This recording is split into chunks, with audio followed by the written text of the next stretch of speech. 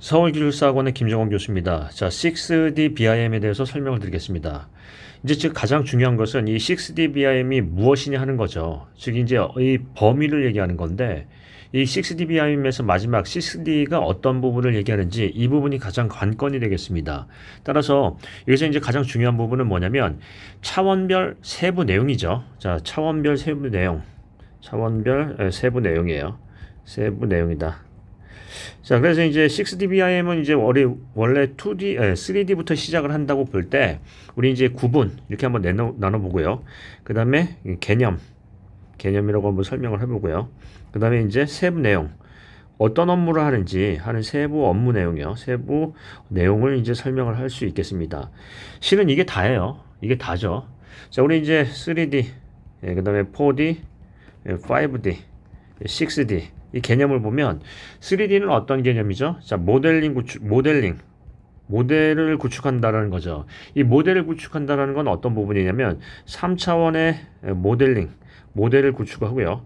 모델을 구축하면 어떻게 되죠? 어떤 이제 2차원보다는 3차원에 대해서는 간섭을 체크하고 도면을 더 상세하게 검토할 수 있겠죠. 그래서 설계 도면을 검토하고 그 다음에 어떤 부분이요? 간섭, 상호 업무 간의 간섭을 체크하고 뭐 이런 부분을 내용을 쓸 수가 있겠죠.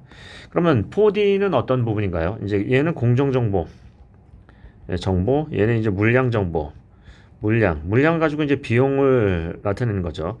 자, 공정 정보에 대해서는 어떤 부분이 있다? 맨 처음에 표준 공기를 산정해요. 표준 공기를 산정을 하고요. 이제 우리가 얘기하는 공정, 우리 이제 얘기하면은 그 공기를 산정하는 거죠. 그 다음에 어떻게 해요? 그 각각에 대해서 시공 진척률을 관리할 수 있다. 이걸 가지고 시공 진척률을 관리할 수 있다. 관리를 할 수 있다. 뭐 이런 부분을 얘기할 수 있고요. 물량 정보는 물량 기반으로 해서 뭘 할 수 있다? 내역을 산정할 수 있겠죠. 물량 기반의 내역을 산정할 수 있다. 즉 공사비를 추정할 수 있다는 거예요. 공사비, 견적이나 공사비에 대한 비용 추정을 할 수 있고요. 이 비용으로부터 이제 뭘 갈 수 있어요? 우리가 이제는 원가 관리를 할 수 있겠죠. 원가 관리. 그럼 이제 마지막으로 대망의 6D는 뭐냐면 얘는 뭐예요? 유지 관리를 하는 거죠. 유지 관리를 하면 어떻게 하느냐면 유지 관리의 업무 매뉴얼과 또 보수 보강에 대한 운영 매뉴얼이 있겠죠. 그래서 일단은 운영 매뉴얼 를 구축을 하고요. 운영 매뉴얼을 구축을 하고 그 다음에 보수 또는 보강에 대한 어떤 방법 또는 매뉴얼을 구축을 하고요. 그 다음에 또 이런 것을 가지고 뭘 한다? 향후에 이력 관리 시스템을 구축을 해서 관리를 한다라는 거예요. 등등등. 자, 그러면 차원별로 어떤 업무 내용이 이제 가장 중요한데 이 6D라는 거는 뭐가 더 들어간 거죠? 유지 관리에 대한 부분에서 어떤 표준 운영 매뉴얼을 구축하고요. 그 시설물이 보수나 보강이 될 부분이 어떤 부분이 있고 그 보수 보강 방법에 대한 어떤 표준 매뉴얼이 있겠죠. 균열에 대해서 우리 예를 들자면 표주층기, 표면 처리, 주의법, 충전법, 기타 이런 거를 0.3mm, 0.5mm 이런 기준을 가지고 우리가 하고 있죠. 그러니까 그런 보수 보강 방법에 대한 보수 매뉴얼을 구축하고요. 그 다음에 보수를 한다면은 이력 관리를 하는데 이력 관리를 편하게끔 하는 어떤 시스템을 만들어야 되겠죠. 그래서 이 6DBIM은 이 BIM이 유지 관리, 시설물 유지 관리를 편하게 하게끔 설계상에서도 고려를 하고 나중에 유지 관리도 할 수 있게끔 아예 구축을 하는 거죠. 처음부터. 그런데 이제 문제는 뭐냐면, 자, 이게 이제 우리나라의 국내의 어떤 실태를 보면은 BIM에 대해서 국토부에서 BIM에 대해서 시공자나 또는 발주자나 설계자에 대해서 우리 이제 BIM에 대한 구축에 대한 지침이 나와 있어요. 지침이 나와 있는데 이제 문제는 뭐냐면 전부 다 설계에 집중이 되어 있죠. 즉 설계에 대한 부분에 집중이 되어 있고요. 시공에서 예를 들자면 뭐 얘기는 하고 있지만 뭐 VR, AR 뭐 이런 것들에 대한 도입과 여러 가지 이제 사용 방안에 대해서 제시를 하고 있지만 대부분 다 뭘로 되어 있다? 설계에서의 어떤 입찰 당시의 성과품 납품에 중점적으로 어떤 지침이 작성이 돼 있어요. 이러다 보니 외국에서 어떤 6DBIM에 대한 입찰을 제시를 하고 있는데 입찰 단계에서부터 6DBIM을 제시를 하고 있는데 이게 기술력이 안 된다라는 거죠. 그러니까 우리나라도 이제 조기 도입을 해야 돼요. 예를 들자면 어떤 로드맵에 따라서 BIM을 도입한다고 얘기를 하지만 그 관련 어떤 발주처나 이런 발주처별로 설계 BIM에 집중하고 있다는 거죠. 입찰 당시에. 입찰 당시 어떤 설계에 대한 성과품 제시를 집중하고 있다는 거죠. 그래서 우리도 어떻게 해야 된다? BIM에 대해서 6D BIM, 즉 유지 관리에 대한 부분을 중점적으로 해서 입찰을 내야 된다라는 얘기를 할 수 있겠죠. 이해되세요? 그래서 기본적으로 이제 먼저 얘기하면 제일 중요한 건 뭐예요? 기본 아이템은 각 차원별 업무 내용이에요. 여기 이제 있는 각 차원별 업무 내용이 중요하고요. 그 다음에 단계별로 생애 주기 단계별로 생애 주기 단계별 업무 활용 방안이 있겠죠. 구체적 활용 방안. 이 방안은 어떻게 하냐면 예를 들어서 터널이면 터널, 시설물 하나 예를 들어서 교량이면 교량 이런 부분에서 예시를 하시는 게 나을 거예요. 즉 설계 단계에서 시공 단계에서 유지 관리 단계에서 이렇게 쓸 수 있다라는 부분이죠. 그래서 중요한 부분은 차원별 6D라는 차원별 세부 내용과 그 다음에 설계, 시공, 유지 관리 즉 생애 주기별 활용 방안을 구체적으로 써주시면 돼요. 그런데 이제 중요한 건 뭐냐면 이건 가장 기본적인 거고 우리가 6D BIM이 굉장히 취약하다라는 거죠. 즉 국내에서 어떤 로드맵을 발표를 하고 그 로드맵에 따라서 이제 각 발주처마다 어떤 지침을 내세우고 있어요. 국토부에서도 그렇고요. 근데 이제 이 문제는 뭐냐면 전부 다 입찰에다가 어떤 포커스를 맞추고 설계에 대한 부분을 집중하는 설계 BIM에만 집중하고 있다는 거예요. 그런데 예를 들자면은 뭐 다른 선진국이나 동남아 같은 뭐 싱가포르 이런 데서도 지하철 하나 발주하는데 입찰 안내서에 어떻게 해야 돼 있죠? 6D BIM을 연기를 하고 있죠. 그래서 이렇게 해서는 우리는 안 된다라는 얘기예요. 따라서 기본 아이템에 대한 부분에서는 차원별 세부 내용과 그 다음에 생애주기별 활용 방안을 내용을 쓰시고 도입 배경, 목적 이런 것들은 이제 쓰시겠죠.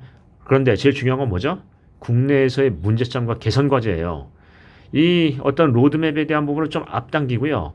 입찰에 대해서 6D BIM은 뭐 예를 들어서 500억 이상에 대해서는 의무화한다. 이런 부분에 대한 구체적인 방안이 나와야 되겠죠. 이해되세요? 이거 굉장히 중요한 얘기예요. 자 그러면 여기 왼쪽에 모범 답안을 보겠습니다. 정의 나왔고 확장 나왔는데 이거는 뭐가 중요해요? 여기 오른쪽에 표 있죠? 각각의 구분, 개념, 세부 내용 요거를 구체적으로 써주셔야 돼요. 이 내용이 안 들어 이게 이제 다예요. 실은요. 요 표가 업무 내용에 대한 구분이 이게 다인데 이거를 제대로 안 써주면 점수가 안 나오겠죠. 당연히. 그래서 요 오른쪽에 있는 표를 좀 정리를 해주시고요. 그 다음에요. 생애주기 단계별 예시를 해야 되겠죠. 설계, 시공, 유지관리 해가지고 해야 되는데 여기서는 그나마 잘 쓰신 게 뭐냐면 BIM 중에서 제일 중요한 부분이 유지관리니까 6D BIM에서의 유지관리 업무에 대한 부분을 조금 더 강조해 주는 것도 좋아요. 그죠?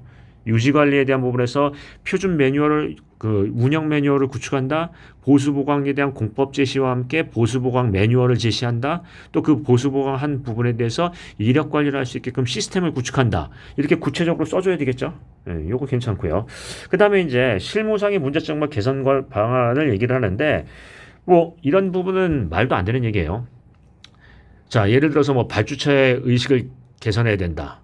그 내용을 들으면 어때요? 개념적이고 전혀 어떤 구체적인 방법이 없죠. 또는 인재를 육성해야 된다. 또는요 기술을 개발해야 된다. 표준화해야 된다. 이런 부분은 다 공연불이죠. 현장에서 적용 가능한 구체적인 방안을 제시한다. 즉 제가 하나 예를 들자면 우리나라에서 지금 제시하고 있는 로드맵이 이제 발표가 된 지가 꽤 오래됐고요.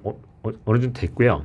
22년도에 7월 달에 22년 7월인가요? 22년 말에 우리 이제 지침이 나오게 됐죠. BIM에 대한 어떤 설계자, 시공자, 그 다음에 발주자에 대한 어떤 업무 지침이 나왔어요. 근데 이 지침 표준의 내용에 보시면 물론 시공 단계나 이런 부분도 나와 있지만 설계 입찰 단계 성과품 납품에 집중이 돼 있고 그러다 보니까 각 발주처별로 설계를 중심으로 한 BIM에 집중하고 있다는 거예요. 그런데 해외에서는 어떻게 된다? 유지관 6D BIM에 대한 부분을 입찰 안내서에 명기를 하고 있죠. 입찰 조건에.